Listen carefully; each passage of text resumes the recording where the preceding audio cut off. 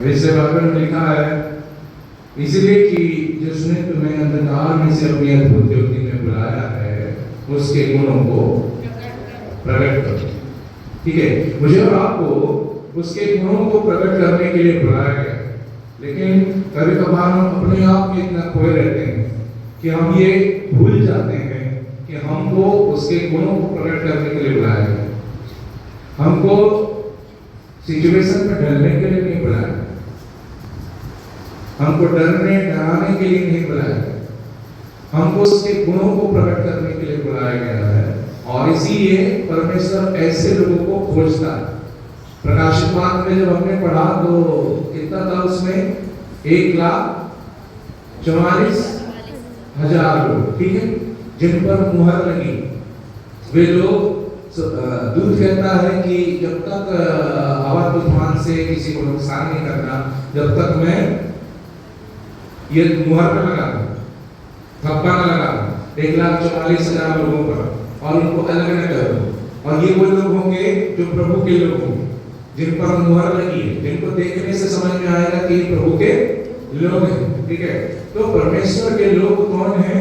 जिनको देखने से लगता है कि ये परमेश्वर के लोग हैं, है ना? ऐसा नहीं है कि हमने उसका थप्पा लगाया है तो हम उसके हो गए। इसलिए आप देखना कि भीड़ तो बहुत है, खेत तो पके बहुत से, लेकिन मजदूर बहुत थोड़े, है ना? तो ये नहीं है कि इस दुनिया के सभी लोग जो हैं वो परमेश्वर के लोग हो गए। परमेश्वर कुछ चुनिंदा लोगों को चुन के अपनी ओर अग्रसर करता है और उस पर हमारा कंसंट्रेशन होना चाहिए कि हम उन लोगों में हैं या नहीं। तो यहाँ 1,44,000 के आंकड़े को भी अभी ध्यान नहीं देते। हमको ध्यान देना है अपने आप, क्या मैं परमेश्वर का जन हूँ, उसकी प्रजा में से हूँ? ये चुनाव, क्योंकि हमको कब कब जरूरत पड़ती है, परमेश्वर को कब कब जरूरत पड़ती है अपने लोग बोलने, हमको कब कब जरूरत पड़ती है? हम परमेश्वर के लोग नहीं बताने के। ठीक है, अक्सर लोग, मैं कह रहा हूँ ना, क्रिसमस के समयों में हमें जानते हैं, आज आपका त्योहार है करके विश करने आते हैं। ठीक है, केवल ऐसे समयों में जब ऑटोमेटिकली कोई ओकेशन हो, जब लोग हमसे मिलते मुलाकात करते हैं और हमें कहते हैं कि परमेश्वर के लोग हैं। इससे पहले कि हम क्रिश्चियन हुए, हम परमेश्वर के लोग ही थे। Hallelujah. After Christ only we became Christian, है ना? प्रभु यीशु मसीह के आने के बाद ही हमको क्रिश्चियनिटी का थप्पा लगा, हम क्रिश्चियन हुए। उसके पहले की जनता क्या थी? उन पर किस बात का थप्पा था? कौन सा धर्म था जो उन्हें रोके हुए था? कौन सा ऐसा चर्च था जो उन्हें रोके हुए था? हमने भी पिछले दिनों में बहुत से चर्च के टैबरनेकल के विषय में जाना समझा, लेकिन वो क्या कहलाते थे? परमेश्वर के लोग। तो वो रिप्रेजेंट करते, किसी चर्च के थ्रू नहीं, किसी संगति के थ्रू नहीं, त्योहारों के थ्रू नहीं, परंतु स्वयं के गुणों के बाद। हालेलुया। कहता है कि परमेश्वर कि तुम चुनावा वंश हो और इसलिए तुमको अंधकार में से निकाला कि तुम परमेश्वर के गुणों को प्रकट करो। और ये बहुत गंभीर विषय है। पहला पत्रस 4 अध्याय 17 पद कहता है, क्योंकि वह समय आ पहुंचा है कि परमेश्वर के पहले परमेश्वर के लोगों का न्याय होगा, है ना? वो समय आ पहुंचा है कि सबसे पहले परमेश्वर के लोगों का न्याय होगा, किया जाए कि जबकि न्याय का आरंभ हम ही से होगा तो उनका क्या अंत होगा जो परमेश्वर के सुसमाचार को नहीं मानते, है ना? बहुत बड़ा विषय। किनका? परमेश्वर के लोग लिखा, परमेश्वर के लोगों का न्याय किया जाए। और यहाँ पर हम कैटेगरी में पढ़ते हैं, अपने आप को परमेश्वर के लोग कहते हैं। तो अगर कहते हैं तो हमारा न्याय होगा, क्योंकि हम कहते हैं हम कि हम हैं, लेकिन उसके गुणों को दर्शाएं तो दर्शाएं कैसे? अभी बहुत सी बातों को जानेंगे तो हम समझेंगे कि क्या उसकी गहराई है, कैसे हमको उस पर जाना है। इब्रानियों 4:9 पर कहता है, अतः जान लो कि परमेश्वर के लोगों के लिए सबका विश्राम अभी बाकी है। ठीक है, हमको कई विश्राम काल में हम प्रवेश करते हैं, कई बार, लेकिन अभी भी परमेश्वर के लोगों के लिए सब्त का विश्राम बाकी अभी नहीं आया। वो रविवार अभी आएंगे, वो सब्त का विश्राम थे अभी नहीं आया। किनके लिए नहीं आया? परमेश्वर के लोगों। तो इसमें अलग अलग छवि दी गई।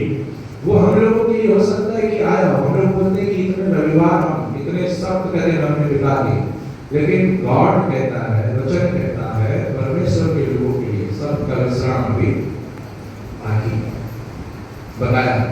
कौन है? उसके आगे पीछे अगर आप पढ़ लेंगे ना तो उसमें समझ में आएगा कि वही लोग हैं जो सब्त में प्रवेश करेंगे। कुछ ऐसे लोग जो उसके चुनिंदा लोग, कुछ ऐसे लोग उसके कामों को कर उसके अनुसार चलने वाले, वही उसमें प्रवेश करेंगे, अन्यथा उसमें प्रवेश भी नहीं कर पाए। हमको ऐसा लगता है कि हम प्रवेश कर चुके, हमको ऐसा लगता है कि हम उसमें जी रहे हैं, हमको ऐसा लगता है कि हम परमेश्वर के लोगों की भीड़ में हैं, लेकिन अभी तो हम चुने ही नहीं गए, अभी तो हमको चुनाव ही नहीं हुआ, अभी तो उस भीड़ में डाला ही नहीं गया, अभी तो इस विश्राम में हम प्रवेश ही नहीं की।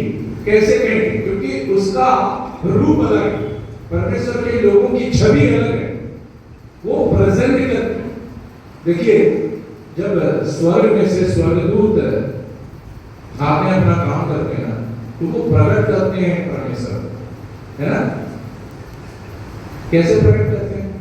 मरियम के पास भेजा गया तो प्रकट किया उसने, है ना? उसने परमेश्वर को प्रकट किया कि मैं उसका दूत हूं गई, और जहां जहां उसके दूतों का इस्तेमाल किया गया है वहां पर प्रकट किया।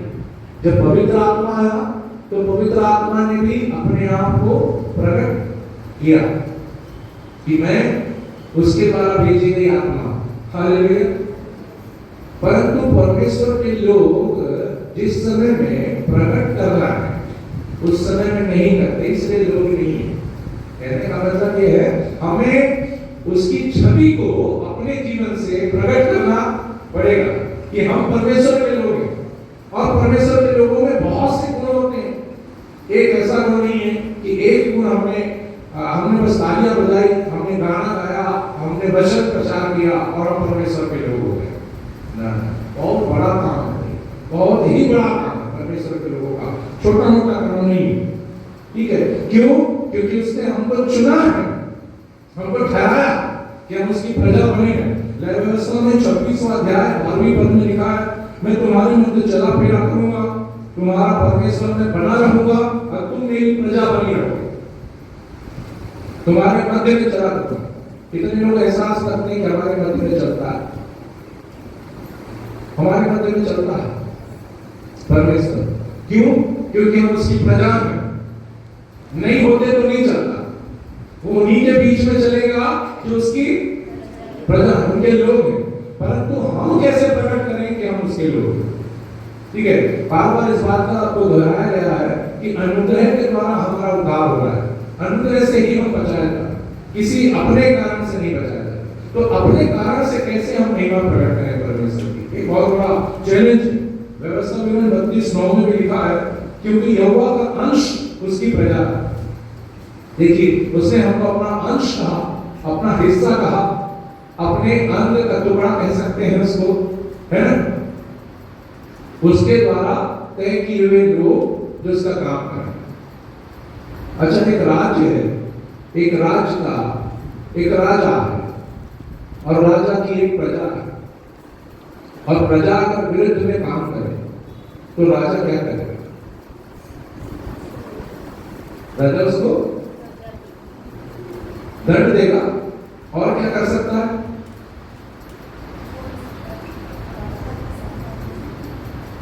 जो कि बड़े उसको मार डालेगा और उसको राज्य से बाहर कर देगा, है ना? यही हो सकता है। अगर उसके प्रजा उसके अनुसार काम न करे तो एक संसारिक राजा भी क्या करेगा?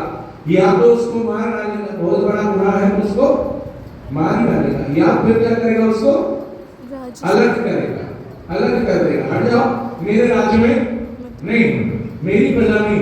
एक सैनिक भी अगर गद्दारी करता था तो एक सैनिक को भी निकाला जाता था, ऐसे राज्य हमने देखे।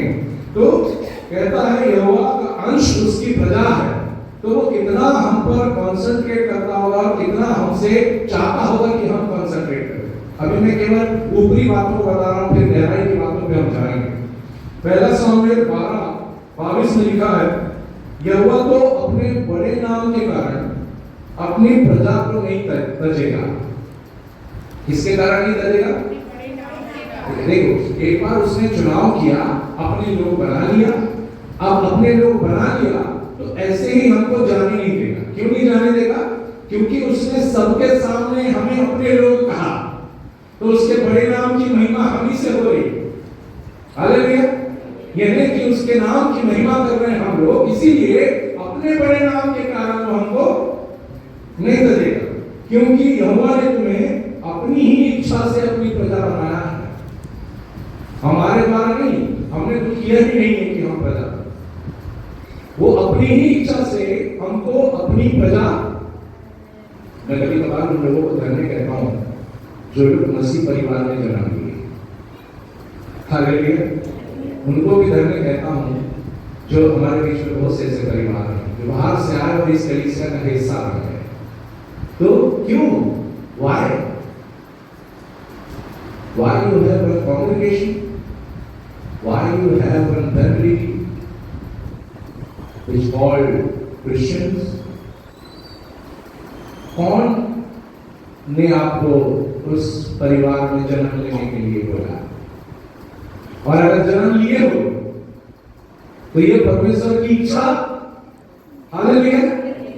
और इसीलिए वो अपनी प्रजा को नहीं तजेगा, क्योंकि अपनी ही इच्छा से उसने उसको अपनी प्रजा बनाया। आपके घर में उस खानदान को भरा और एक बड़ा परिवार बना दिया। उस परिवार को एक कलीसिया से जोड़ा और एक बड़ी कलीसिया बना दिया। आसपास के लोगों को मिला के इस कलीसिया में डाला, ताकि ये कलीसिया परमेश्वर के लोगों का साथ जीवन प्रकट करे।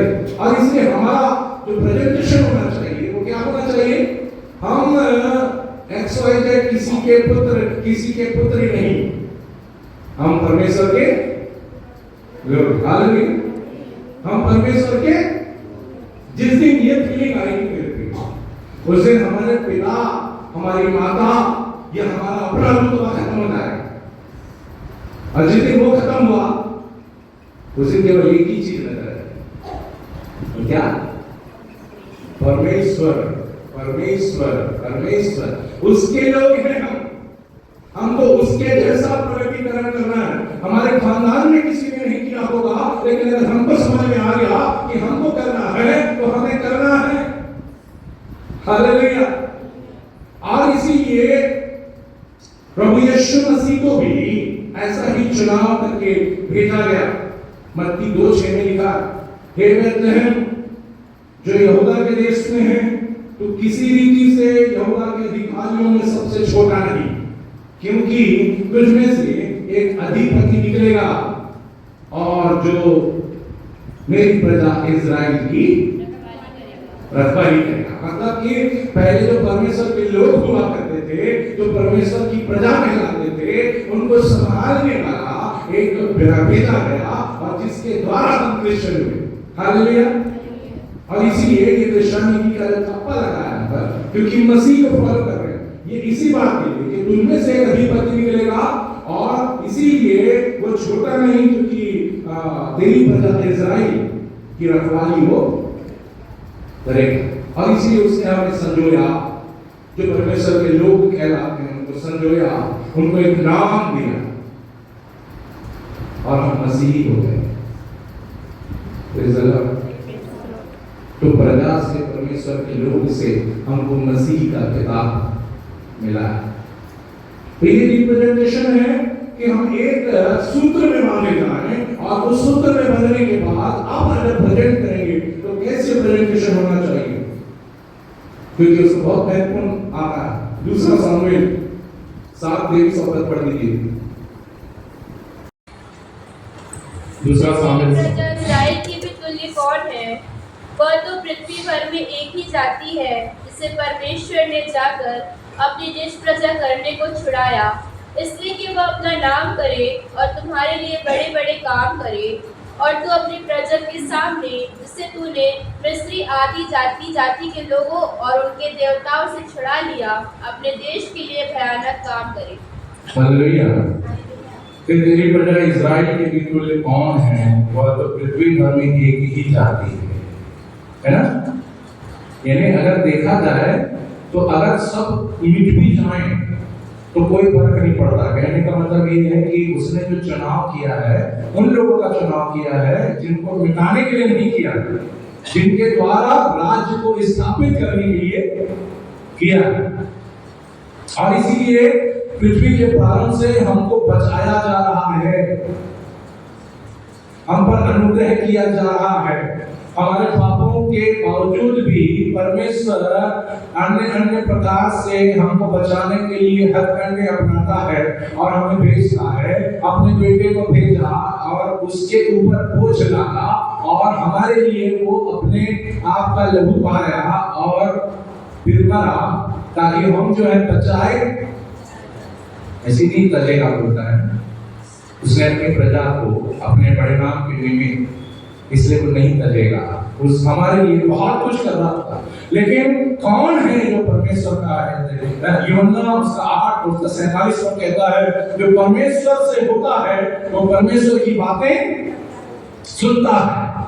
और तुम इसलिए नहीं सुनते कि परमेश्वर की ओर से नहीं। उनके लोगों के लिए एक बात कही है खुदा कि जो परमेश्वर का है वो परमेश्वर की बात को सुनेगा, उसी की सुनेगा और किसी की नहीं सुनेगा। चाहे उसके घर में उसके दोस्त, उसके मित्रगण, उसके साथी, उसके पड़ोसी उसके खिलाफ हो, पर वो खुदा की ही सुनेगा। वो कहलाएगा परमेश्वर का व्यक्ति, उसका इंसान, उसके लोग, उसकी कैटेगरी में वो 1,44,000 बनने के लिए हमको बहुत प्रयत्न करना। जो परमेश्वर से होता है वह परमेश्वर की बातें सुनता ही है। अगर उसको केवल नहीं हो सुनता ही है, सुनेगा ही, सुनना ही पड़ेगा। वो कहीं अपने कान लगा ही नहीं सकता। हालेलुया। अपने परिवार से झगड़ेगा, बोलेगा तुम झूठ बोल, गलत शिक्षा दे, तुम ये जो कह रहे हो, जो शिक्षा दे रहे हो ये गलत है, मत करो। वो गलत को नहीं अपनाएगा। हालेलुया। क्यों? क्योंकि वो परमेश्वर का व्यक्ति है, वो उसकी ही सुनेगा और किसी की नहीं सुनेगा। रोमियो 2:4 में लिखा है, क्या तू उसकी कृपा और सहनशीलता और धीरज रूपी धन को तुच्छ जानता है? क्या यह नहीं समझता कि परमेश्वर की कृपा तुझे मन फिराव को सिखाती है? हालेलुया। तुझे इसीलिए बचाया गया है, तुझ पर इसीलिए कृपा की गई है ताकि तू मन फिराए और उसका लोगों की कैटेगरी में आए। हालेलुया।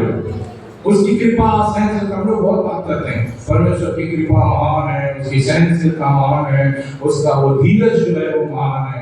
तो क्यों महान? क्योंकि वो चाह रहा है एक ना एक दिन ये मेरा बेटा जिस पर मैं धीरज दिखा रहा हूँ, ये मेरी बेटी जो है वो मेरे लोगों की कैटेगरी में आ रहे, जिस पर मैं थप्पड़ लगाऊं, जिस पर मैं मुहर लगाऊं, जो मेरी बात माने, जो मेरे अनुसार चले, और इसलिए हम पर कृपा हो। ऐसा नहीं कि हमसे प्यार करता है, इस बात को ये ना समझे हमसे प्यार करता है इसलिए कृपा कर रहा है। वो हमें मौका दे रहा है इसीलिए कृपा कर रहा है। वो नहीं चाहता कि हम मिट जाएं इसलिए कृपा, वो चाहता है कि हम उसके लोगों में कहलाएं इसलिए वो हम पर कृपा कर रहा है। वो 1,44,000 की भीड़ में हमें डालना चाह रहा है और इसीलिए वो ये बहुत कुछ हमारे लिए करता, अपने बेटे को भेजा, उसके द्वारा अभ्यास और इतने मैसेजेस आते हैं, इतने प्रभु के वचन हमारे सामने आते हैं। क्यों? क्योंकि हम उसके लोग बने, उसके लोगों के जैसा व्यवहार करें, परंतु शायद नहीं करते। एक उदाहरण है, एक बूढ़ी स्त्री थी और वो अपनी लाठी आकाश में उछालते थे, बार बार उछालती थी, गिरता था, बार बार उछालती थी, गिरता था। वहां से एक व्यक्ति गुजरा तो बोला कि अम्मा ये लाठी बार बार उछाल के गिर रही है, आप क्यों ये कर रहे हो?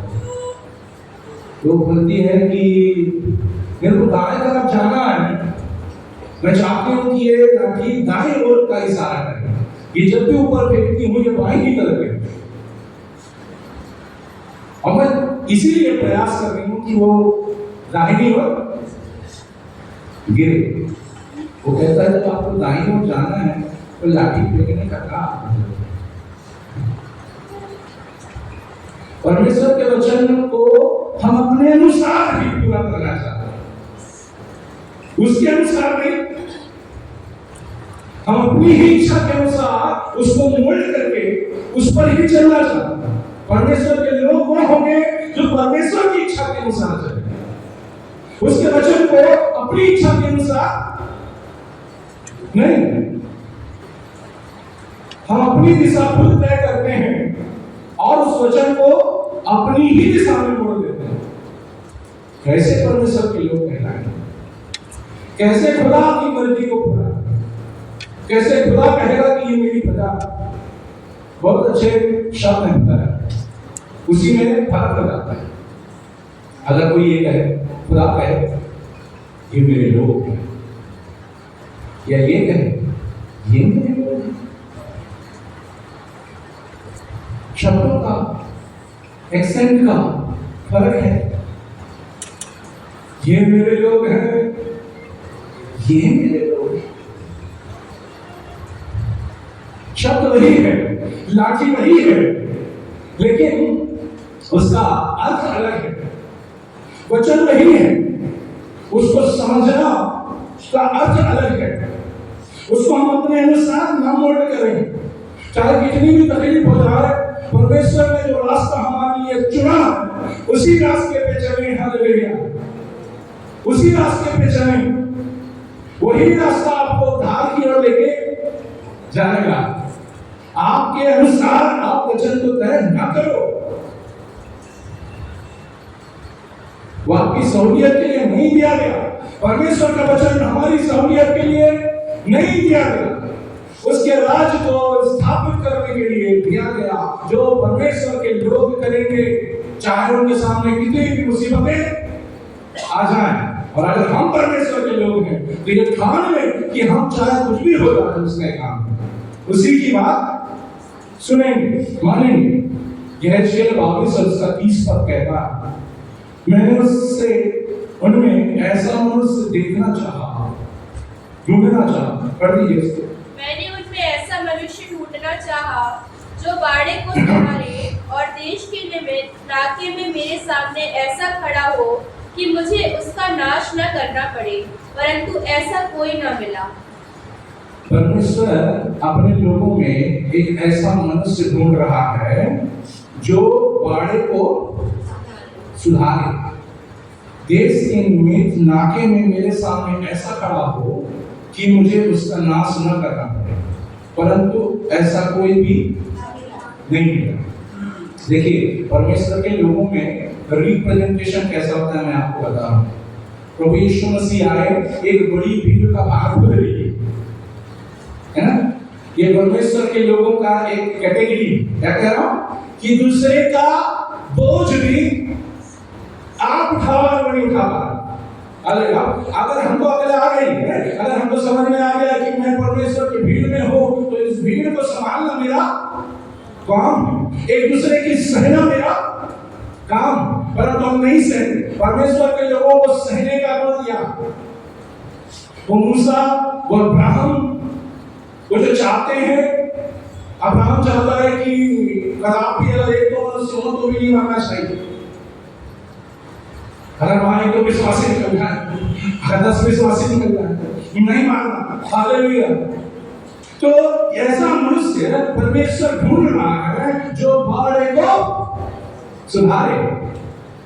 वो परमेश्वर का लोग, एक पूरी बड़ी भीड़ ऐसा नहीं कर पाएगी। पूरे के पूरे लोग ऐसा नहीं कर पाएंगे, हर एक में क्षमता नहीं होती, परंतु किसी एक में ऐसा वर्णन होता है कि वो अपना मोहल्ला संभालता है, किसी एक ही में ऐसा वर्णन होता है कि अपना परिवार संभालता है, वो अपने परिवार का बोझ लेके चल रहा होता है, उनके पापों को अपने ऊपर उठा के चल रहा होता है, उनकी सह के उन्हें बनाने का प्रयास करता है, क्योंकि वो बाड़े का सुधारक है। हालेलुया, क्योंकि वो परमेश्वर का आजन है। Praise the Lord. और ऐसा है तो परमेश्वर यही चाहता है कि देश के निमित्त ना केवल मेरे सामने खड़ा हो जाए, मेरे सामने खड़ा हो जाए और मेरे भी लोग कि नहीं जा रहे इधर मारने के लिए। हालेलुया। तो हमको आज बनाया खुदा ने और ऐसा बनाना चाहता है कि हमारे द्वारा हमारी पूरी कलीसिया बचाएगा। Praise the Lord. हमने अगर समझ लिया है खुदा के राज्य के काम को तो हम ऐसा करेंगे। और इसीलिए अगर एक बीमार बचना है तो दया से नहीं, किसी की प्रार्थना से बचता है। हालेलुया। क्योंकि कोई उसके लिए टूट कर प्रार्थना कर रहा है, कोई उसका भार उठा रहा है। गलतियों 6:2 में लिखा हुआ है कि तुम एक दूसरे का भार उठाओ। उसको पढ़ लीजिए, बहुत अच्छा वचन है। गलतियों 6:2। तुम एक दूसरे का भार उठाओ और इस प्रकार मसीह की व्यवस्था को पूरी करो। तुम एक दूसरे का भार उठाओ और इस प्रकार मसीह की व्यवस्था को पूरी करो। उसकी व्यवस्था ऐसी पूरी नहीं होगी स्वयं से। तुम एक दूसरे का भार उठा लो, उसके वो नहीं उठा पा, उसके पास ताकत नहीं, उसे प्रार्थना करने का गुण नहीं, तुम कर दो उसके लिए प्रार्थना। हालेलुया। एक व्यक्ति काफी है पूरी प्रजा को बचाने के लिए, बाड़े के सुधार। हालेलुया। कौन है जो बनना चाहता है? हालेलुया। कौन है जो बनना चाहता है? अपने हाथ को खड़ा करे, जो अपने परिवार का बोझ उठाए, भार उठाए, जो अपनी कलीसिया का भार उठाए, जो अपने पड़ोसी का भार उठाए और मसीह की व्यवस्था को पूरा करे। अगर ऐसा हम कर सकते हैं हमारा पड़ोसी बचा लिया जाएगा। हालेलुया। हमारे लोग बचा लिए जाएंगे। इसीलिए पहला तिमुथियुस 2 पहला पद कहता है, और मैं जब से पहले सबसे पहले वादा करता हूँ कि विनती, प्रार्थना और निवेदन सब मनुष्यों के लिए किए जाए। हालेलुया। विनती भी, प्रार्थना भी, निवेदन भी और धन्यवाद भी। किसके लिए किया है? सब मनुष्य के लिए। और ये भी छूटना नहीं चाहिए, तब बचाया जाएगा। परमेश्वर के लोग अपने आप को तो बचाते हैं, अपने साथ अपने पड़ोसी को भी, अपने परिवार को भी बचाते हैं। अय्यूब यही कर रहा था, नूह ने यही किया, इसलिए उसका पूरा परिवार बचाया गया। इसके पीछे परिवार के किसी बंदे का जिक्र नहीं है कि उसने परमेश्वर के साथ बातचीत भी की है क्या जिक्र? नहीं। फिर क्यों बचा है? एक आदमी की चलती है तो पूरी प्रजा को बचा लेगा। इस अगर हम परमेश्वर के लोग हैं, यदि मानते हैं कि हम परमेश्वर के लोग हैं, तो किसी परिस्थिति के कारण न बदले। एक इंसान क्या होता है, बहुत अच्छा नहीं कर रहा है, बहुत अच्छा नहीं कर रहा है, और एक दिन टूट जाता है। क्या बोल के टूटता है? बोला मेरे अच्छाई करने का क्या मतलब है, मेरे को क्या मिला, मैं क्यों कर रहा हूं उस पर, उसने मुझे क्या दिया। आजकल तो बहुत डायलॉग चली है, आप रील में देख लो, चाहे कहीं पर भी देख लो, सब लोग अपने लोगों को गलत ठहरा रहे हैं। कोई अपना नहीं, ये हर कोई बोल रहा है। तो अगर हर कोई ऐसा बोलेगा तो कौन किसी का होगा? कोई अपना नहीं है। परमेश्वर के भी कोई नहीं, कोई धर्म नहीं। बाइबल कहती है कोई धर्म नहीं, फिर क्यों दुनिया बची? अगर सब बुरे हैं तो परमेश्वर ने दुनिया को फिर क्यों बचाया? क्योंकि परमेश्वर सबके जैसा नहीं होना चाहता। हालेलुया। परमेश्वर के लोगों की कैटेगरी उन लोगों की कैटेगरी से अलग होनी चाहिए जो लोग धोखा देने वाले हैं, जो लोग फरेब करने वाले हैं, जो लोग दुष्टता करने वाले हैं, जो लोग नुकसान करने वाले हैं, उनसे अलग छवि बनाने वाले परमेश्वर के लोग हैं। Praise the Lord. तब वो परमेश्वर के लोग कहलाएंगे। ये मेरे लोग हैं बोलेगा कदा जो लोगों का भार सह लेते हैं, अपने ऊपर उठा लेते हैं, जो लोगों के लिए प्रार्थना करते हैं, 10 चक्का खाने के बाद भी वो अगला काम फिर करते हैं। क्यों? क्योंकि मैं ये काम परमेश्वर के लिए कर रहा हूं बोलते। हालेलुया। ये काम मैं अपने परिवार के लिए नहीं कर रहा, अपनी आत्मिक उन्नति के लिए नहीं कर रहा, ये मैं परमेश्वर के राज को बढ़ाने के लिए कर रहा हूं। Praise the Lord. और इसे जवाब को मैं ऐसा करेंगे तब हम परमेश्वर के लोग कहलाएंगे, उसकी व्यवस्था को पूरा करने वाले लोग, उसकी प्रजा, नीति प्रजा, याजकों का समाज, राजप्रजा, भिखारी। इफिसियों 6:10 से 18 को पढ़ेंगे।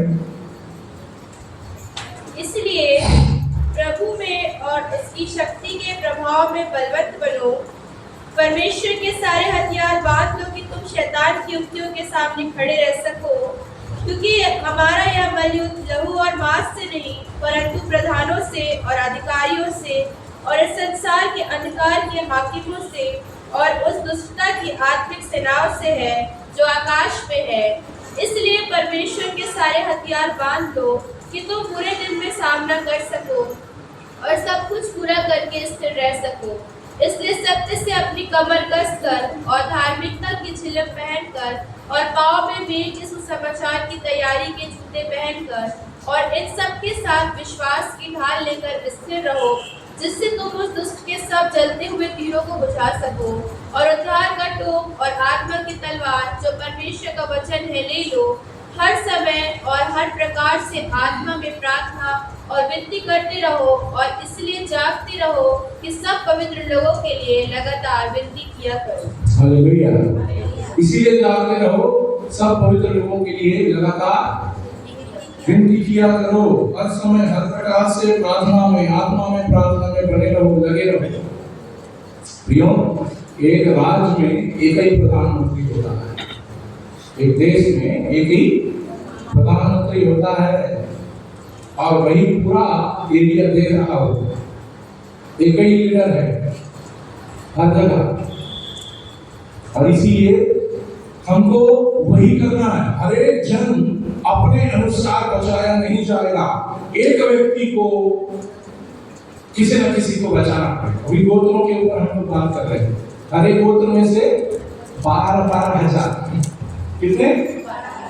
हर एक गोत्र में से 12,000 लोग बचाए। मतलब एक गोत्र का वो हेड ऑफ द डिपार्टमेंट 12,000 लोगों को बचाने के लिए उसके गोत्र से अगर आते हो, तब हमने पिछले बार इस बात की बात की थी कि हमको चुनना पड़ेगा पीछे जाके हम कौन से गोत्र से हैं।